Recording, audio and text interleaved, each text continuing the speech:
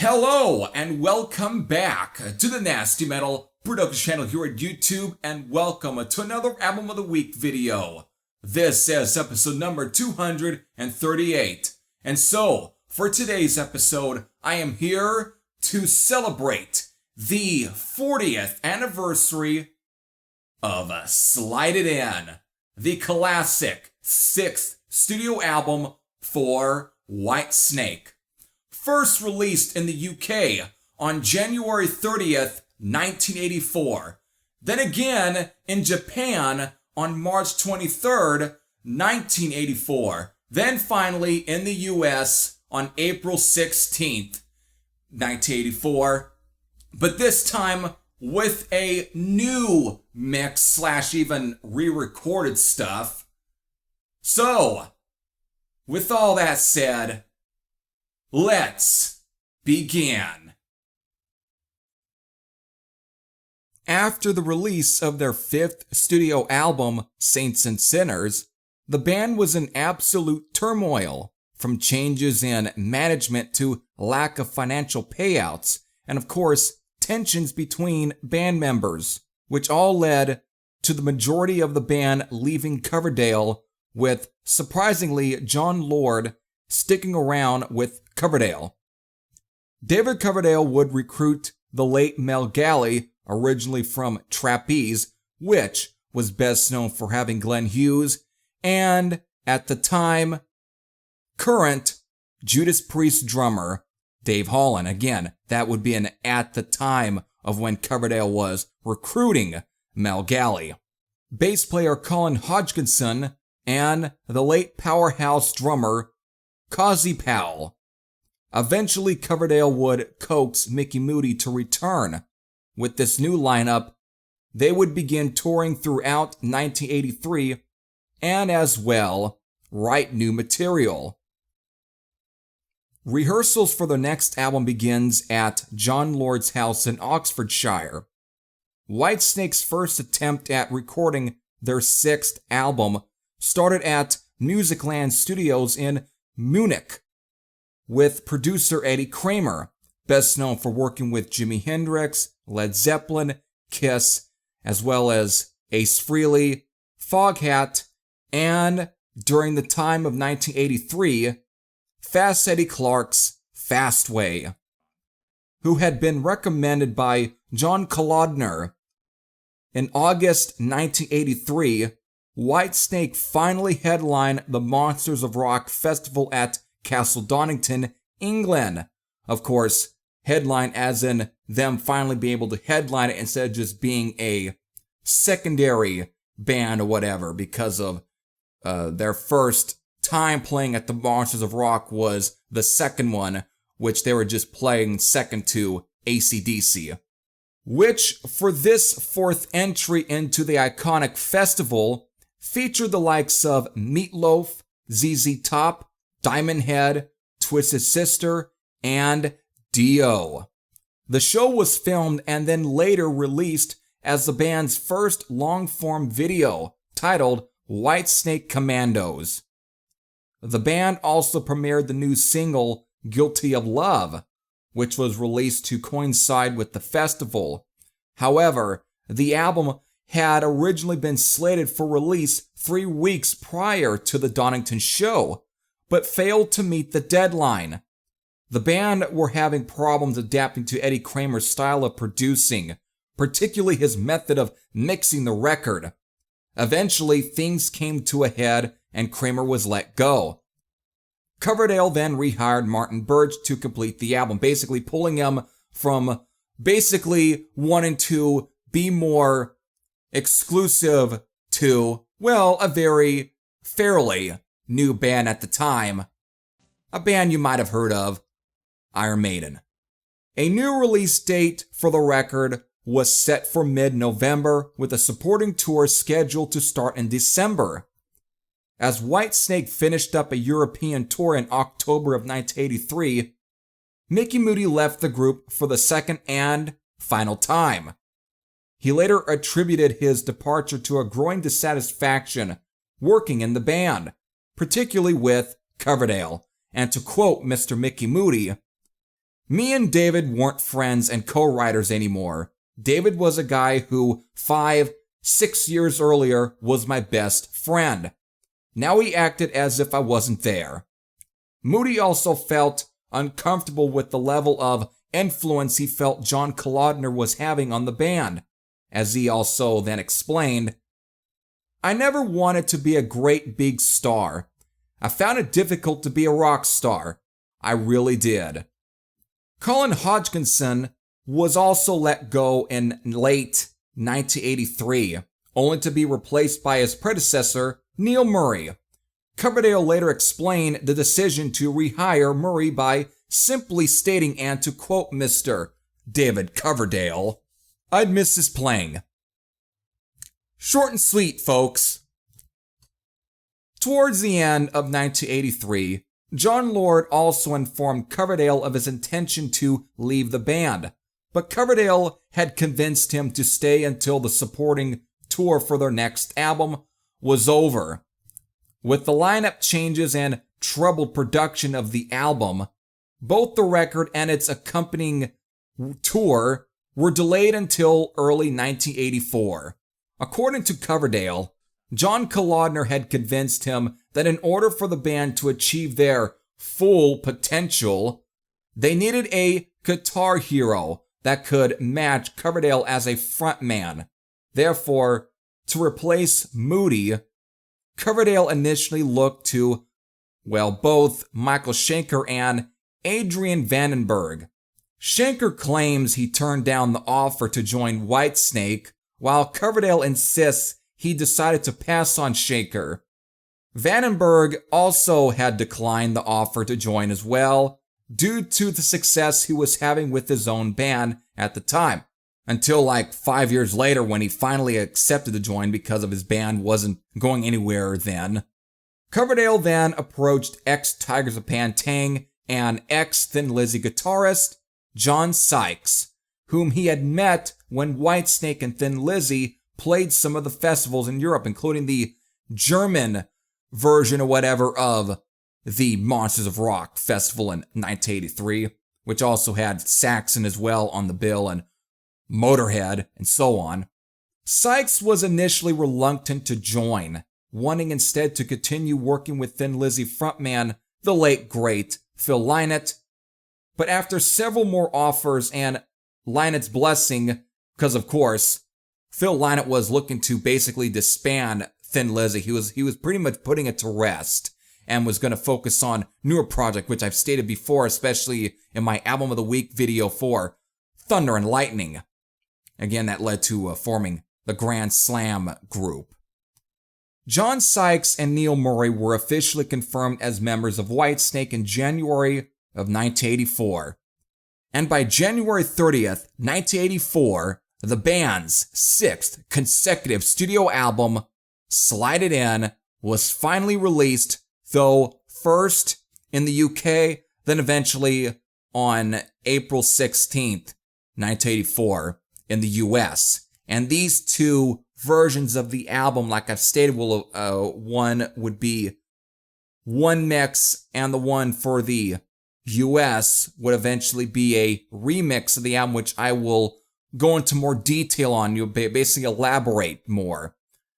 And with these two pressings, not only are the mixes different, but even the track listing is somewhat different. So I'm about to go through 2 different track listings for the album. And of course, however, the time length for the album is still about, 40 minutes and 25 seconds, and again, all 10 tracks. So first, to start off with the UK version of the album, again, the one that was first released on January 30th, the track listing for this pressing, this version, of course, starts off with Gambler, the title track, Standing in the Shadow, Give Me More Time, Love Ain't No Stranger, Slow and Easy, Spit It Out, All or Nothing, Hungry for Love, and then ending off with Guilty of Love.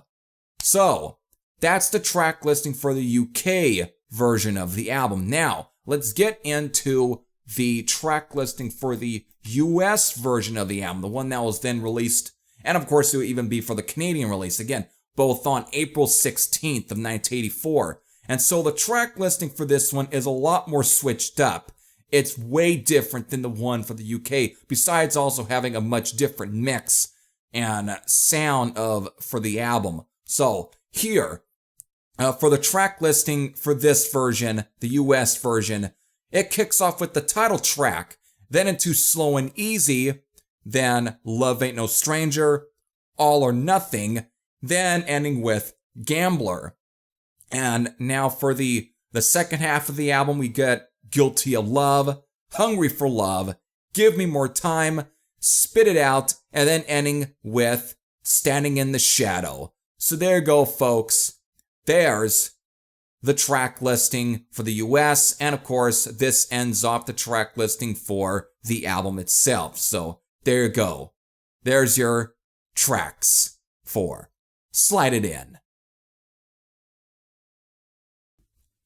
So while Slide It In may have had a troubled start in recording and all of that, and eventually all of this would lead to not only just a remix, but a slight re-recording to basically touch up the already first mix. With all of these components, though, this would come as a surprise to David Coverdale, as this would turn out to be Whitesnake's most successful album in the United States. And of course, with all of this, this would lead to the huge success of the 1987 album. After years of listening to this album and eventually digesting all of the classic early albums with the Little Boxosnakes box set that I have currently with me, I've come to the conclusion that Slide It In is pretty much a melting pot of all the ingredients that made up those albums. There's obviously the hard edge to it that reminds me of the style that was found on records like Love Hunter and Saints and Sinners, but again more updated for 1983/1984, but also fuses in the bluesy vibes of the albums like Ready and Willing and Come and Get It. And this is very apparent on the UK version of the album with Mel Galley and Mickey Moody. You have plenty of straight up good time rock and roll like with the infectious grooves of the title track, Hungry for Love and Guilty of Love, which all include some great organ solos from the great master himself, the late great John Lord. We have here some great blues rockers with Gambler, Give Me More Time, and Slow and Easy, with Gambler being somewhat on the heavy side of things, with some amazing drum playing from Kazi Powell, especially with how he just rolls his snaring, making it equally as hooky as the other two, with Slow and Easy containing a very cool beginning that serves as a build-up, creating a crescendo and Coverdale's smooth, bluesy voice. Then there is Standing in the Shadow, which is a little more emotional in its blues, but it is still quite upbeat. Then there is the gigantic hit, Love Ain't No Stranger, which I call Here I Go Again Part 2. It's an upbeat, guitar-driven power ballad that is in the same vein as Here I Go Again, but yet is more slicker sounding and way more melodic, getting us closer to the direction that David Coverdale would take with the 1987 album. Finally, the lone, heavy, hard rocker here is All or Nothing, which is just a showcase in how powerful this newer rhythm section is, even also containing some of those timeless organ playing from John Lord. This really rounds out the album perfectly. So even with all the tensions between Moody and Coverdale, Moody still managed to make these songs work, making it his last hurrah with Whitesnake and capping off the blues period, making this an end of an era, but also serving as the start of a new one. Which now brings me to the US mix of the album, which introduced John Sykes into the fold and as well bringing back bass player Neil Murray. This was requested by Geffen Records and John Kalodner, who had been unimpressed by Martin Birch's work on the album and had demanded a complete remix for the American market. Though initially reluctant, Coverdale agreed after a trip to Geffen's offices in Los Angeles, where he came to the conclusion that Whitesnake's studio approach had become dated by American standards. Which, was that really Coverdale saying that, or was the people over at Geffen? Either way, it doesn't matter, because eventually this came out of Coverdale's mouth. Keith Olsen was brought on board to remix Slide It In, while John Sykes and Neil Murray were tasked with re-recording Mickey Moody and Colin Hodgkinson's parts, respectively. This version lowers the keyboards and drums in the mix, and is more oriented around the guitars and bass, while Kazi Powell's drum tracks are virtually not re-recorded, but instead increased its clarity into the mix, while Bill Cuomo added additional keyboard parts to the record. In that perspective, the American remix noticeably added and removed redundancy in instrumental and vocal parts, predominantly the echo on Coverdale's vocal and backing parts of the record compared to the European version. The remix also consists of a very different track listing, like I've stated at the beginning. Coverdale stated that the only subtle difference in the remix was that it gives the voice in that record a lot better. Now, don't get me wrong, I do like this mix. This was how I first heard this album and what sparked my interest to dive into the early period, especially after seeing a photo of Iron Maiden's Dave Murray wearing a t-shirt displaying the cover of Love Hunter inside the 1998 remaster of Killers. And as much as I love John Sykes playing, after years of devouring the early albums, I kind of feel this version of the album takes away the spark of those albums, therefore removing what I feel was authentic to that period. This album is still that bluesy era of Whitesnake, and to me, the UK version best fits that. With the US mix, as much as it does come across as a little more heavier, and as much as it brings out the guitars more, it also subdues the members as well, especially removing some of John Lord's parts, which I felt was a disservice to the late great master of the organ himself. And, of course, the track listing is all wrong, and I feel that it's not the best representation of such an axe slinger like John Sykes. It's probably a better representation of Whitesnake's power to the US audience, but it's not the best representation of some of the other members, at least for this mix in a way, though you can also apply that to the album itself. Except for Kazi Powell, who thankfully didn't have to re-record his material. And so with that, with Slide It In proving to be such a huge success for Whitesnake, however, more drastic changes were about to come, signaling the end for the Whitesnake that the world had come to know and love. Whitesnake's new lineup made their live debut in Dublin on February 17th of 1984.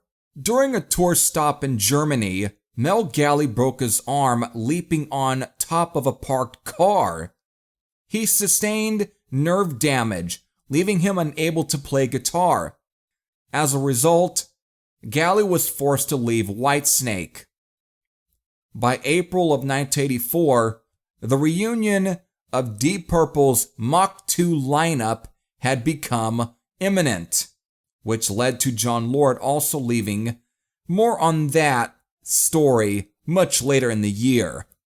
He played his final show with Whitesnake on April 16, 1984, the same day Geffen Records released the new mix of Slide It in North America. By 1985, Kazi Powell would depart from the band. According to Coverdale, his relationship with Powell had deteriorated increasingly over the course of the tour. After the final show, Coverdale flew to Los Angeles to inform Geffen Records that he was letting the rest of the band go. Coverdale was persuaded to keep Sykes involved, as Geffen felt they formed a strong image together, while also changing his mind about Murray. Powell, however, was fired. According to Murray, Powell's departure was the result of financial disputes. Coverdale would later state that Powell didn't feel like the offer he got for his involvement was appropriate.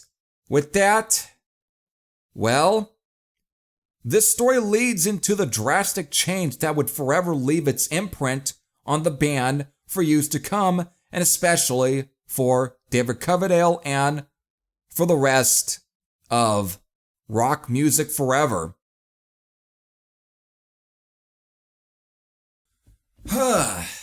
So, there it is. Slide It In is now in the channel's history books. So for those who have spent years devouring and just eating up Slide It In, well, you know what to do. And with that, if your thoughts are either positive or negative, you can leave them all down in the comments section below. But if you're still one of those who are still somewhat new to Whitesnake and you still don't know where to quite start with the band, and this might be the album you want to start with, then let me suggest you that you go out and search for the 2019 deluxe reissue, which of course contains both mixes of the album. And so for that should be the one that you start with. Because again, you'll get both mixes and therefore you'll be able to judge for yourself which version you like the best. So that's all I'm suggesting for. So with all that said, this is Heavy Thrasher saying I'm out, and I'll see you all later. Take care, everyone.